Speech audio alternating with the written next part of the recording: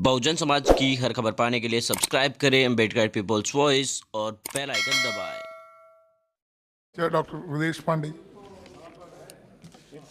धन्यवाद अधिष्ठाता महोदय। आपने मुझे कोविड महामारी पर से उत्पन्न हुई चर्चा पे आपने मुझे बोलने का अवसर दिया है। मैं इसके लिए आपका आभारी हूं। मान्यवर, सबसे पहले मैं अपनी संवेदना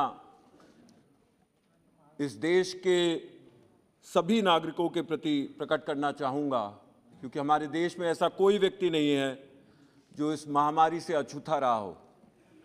सभी लोग कहीं ना कहीं इससे प्रभावित होकर के और इस महामारी के समय उन्होंने बहुत से दुख और दर्द को झेलने का काम किया है।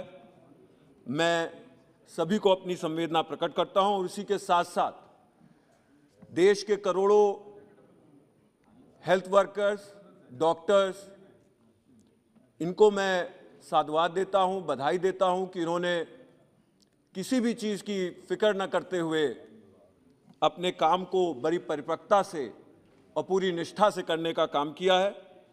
मैं इनको भी नमन आपके माध्यम से करता हूं। मान्यवर, अपनी बात शुरू करने से पहले एक शेर मैं ज़रूर पढ़ूंगा और वो इस गुंबद में कई हज़ारों बार मेरे ख्याल से गूंजा होगा कि तू इधर उधर की बात न कर, ये बता काफिला क्यों लुटा, मुझे राहजनों से गिला नहीं, तेरी रहबरी का सवाल है। इस चाहे वो नोटबंदी रही हो और चाहे वो वैक्सीन के एक्सपोर्ट रहे हों, इस सरकार ने कोई भी चीज बिना दूरगामी परिणामों को सोचे बगैर ये कदम उठाने का काम किया है। किसी भी क्राइसिस के समय नागरिक अपने नेता की तरफ देखते हैं, मगर एक दो बार नहीं, हर आपदा में हमारी लीडरशिप ने हमें फेल करने का काम किया है। देश के प्रधानमंत्री देश के सबसे बड़े इन्फ्लुएंसर हैं। उनकी एक आवाज पर लोग नोट त्याग करके अपनी जान पर खेल करके लाइनों में लगे रहे। उनकी दूसरी आवाज पर लोगों ने अपना सब कुछ छोड़कर अपने घरों में बंद होकर और थालियां पीटने का भी काम किया। लेकिन जब जरूरत थी कि वैज्ञानिकों की और एक्सपर्ट्स की सुनी जाए, तब वर्ल्ड इकोनॉमिक फोरम में जाकर के पूरी दुनिया के सामने यह ऐलान करना कि भारत ने कोविड महामारी पर विजय प्राप्त कर लिया है और उसके परिणाम स्वरूप देश के हर नागरिक ने इस महामारी पर विजय प्राप्त करने के पर्व को मनाना शुरू कर दिया। होली धूमधाम से मनाई गई, चुनाव युद्ध स्तर पर लड़े गए और इस असामयिक घोषणा का, विजय घोषणा का परिणाम क्या हुआ? लोगों को घुट घुट कर अपना जीवन गंवाना पड़ा। अधिष्ठाता महोदय, ये हमारी लीडरशिप का सबसे बड़ा फेलियर रहा है। ये इस बात को पुख्ता करने का काम करता है। आज मुझे जो सरकार की नीतियां हैं, इनमें से भी दो नीतियों पर, क्योंकि बहुत ही विस्तार से सभी लोगों ने अपनी चर्चा यहां पे रखी है, मैं मात्र दो नीतियों पर जरूर सरकार से स्पष्टीकरण चाहूंगा।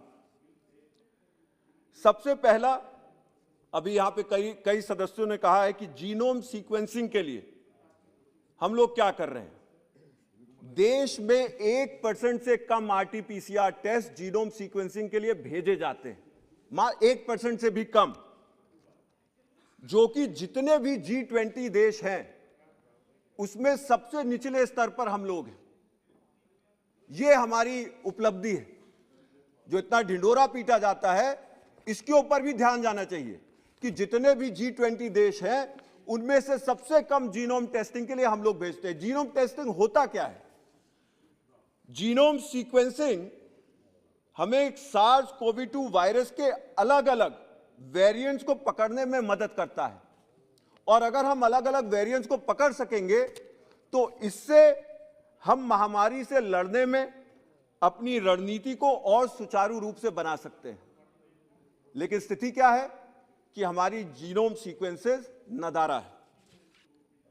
कुछ दिन पहले माननीय स्वास्थ्य मंत्री ने कहा था कि ओमिक्रॉन वेरिएंट भारत में नहीं है, लेकिन यहां यह स्पष्ट करना जरूरी है अधिष्ठाता महोदय कि देश को बिना जीनोम टेस्टिंग के आंकड़ों पर जो नहीं हो रही हमारे देश में, इस तरह की घोषणाएं करना यह गैर जिम्मेदाराना है। सरकार को यह स्पष्ट करना होगा कि कोविड-19 के सैंपल की सीक्वेंसिंग करने की समय सीमा क्या तय की गई है।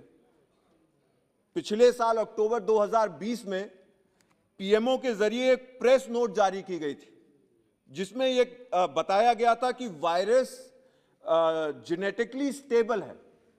और यह उस समय आईसीएमआर का भी यही कथन था कि हमें जीनोम सीक्वेंसिंग की जरूरत नहीं है क्योंकि जेनेटिकली वायरस स्टेबल है। और ये सब तब चल रहा था मान्यवर, जब उसी समय 2 शोध ऐसे चल रहे थे। उनमें से एक ऑक्सफोर्ड यूनिवर्सिटी का था, जो ये कह रहा था, जब पीएमओ ने प्रेस रिलीज जारी की, उस समय ऑक्सफोर्ड यूनिवर्सिटी का शोध ये कह रहा था कि हमारे देश हिंदुस्तान में, भारत में, सर मैं खत्म कर रहा हूं 2 मिनट, भारत में तमाम प्रकार के वेरिएंट्स इस समय मौजूद हैं। सिर्फ दिसंबर 2020 में दुनिया के सबसे कठोर लॉकडाउन के बाद सरकार ने Indian SARS CoV 2 genome testing consortium INSACOG को संचालित किया, स्थापित किया। और अगर इंसाकॉग के वैज्ञानिकों की आज माने, मैं माननीय मंत्री जी से जरूर पूछना चाहूंगा, तो उनका यह कहना था कि पिछले इस वर्ष मार्च 2021 में उनको 90 करोड़ रुपया जो बजट का था वो भी नहीं मिला। तो कहीं ना कहीं आप ये संस्थाएं तो बना दे रहे हैं, लेकिन उनको चलाने के लिए उनका बजट आप देने का काम नहीं कर रहे हैं। सरकार इसके ऊपर भी स्पष्टीकरण देने का काम करे। आखिर में, वैसे तो कहने के लिए बहुत कुछ था, लेकिन क्योंकि और भी लोग हैं तो मैं अपनी बात को यहां समाप्त करूंगा। लेकिन आखिर में सितंबर 2021 में जब जीनोम टेस्टिंग की सीक्वेंसिंग की बात हुई, तो उस समय 2021 में ये जो हमारी वेव आई थी, जिसके अंदर लाखों लोगों ने अपनी जान गंवाई, उसके बाद प्राइवेट कंपनियों को अलाउ किया गया कि वो आकर के जीनोम टेस्टिंग करें, जिनको अभी भी यह नहीं माना जाता है कि 2022 जनवरी में जाकर के उनको संचालित किया जाएगा, वो टेस्ट करवा पाएंगे। तो मान्यवर, मैं माननीय मंत्री जी से जरूर जानना चाहूंगा, और कोविड वैक्सीन के मिसमैनेजमेंट पे मैं थोड़ा सा और प्रकाश डालना चाहूंगा। Sir, last line, please conclude. या कोविड वैक्सीन की स्थिति आज ये है कि हमारे देश में 12 करोड़ वैक्सीन जनवरी और फरवरी में जो है वो एक्सपायर होने जा रही है। और हम एक तरफ ये कहते हैं कि 30% लोगों को हमने मात्र अपने 18 से अबव के एज को हमने वैक्सीनेशन दिया हुआ है। और हम ये भी कहते हैं कि अभी एक सदस्य बता रहे थे कि वैक्सीन का सरप्लस है, लेकिन हम अपने जो सरकार का टारगेट था कि 31 जनवरी तक हम 18 से अबव लोगों को सबको वैक्सीन दे देंगे। तो ये सारी चीजें हमको दिखाता है कि हमारा वैक्सीन मैनेजमेंट कितना विफल चल रहा है। हमारे पास 12 crore vaccine, sir I am concluding, last line, 12 crore vaccine हमारी जो है वो एक्सपायर करने जा रही है। मात्र 30% लोगों को वैक्सीनेशन 18 साल की उम्र के ऊपर हुआ है, यानी कि अभी 70% लोग बाकी है। और वहीं पे हम कह रहे हैं कि वैक्सीन का सरप्लस है हमारे पास। इस पर भी स्पष्टीकरण होना चाहिए। ये हमारी बहुत बड़ी कमी है और मुझे उम्मीद है कि सरकार इस पे भी जरूर काम करेगी। बहुत बहुत धन्यवाद।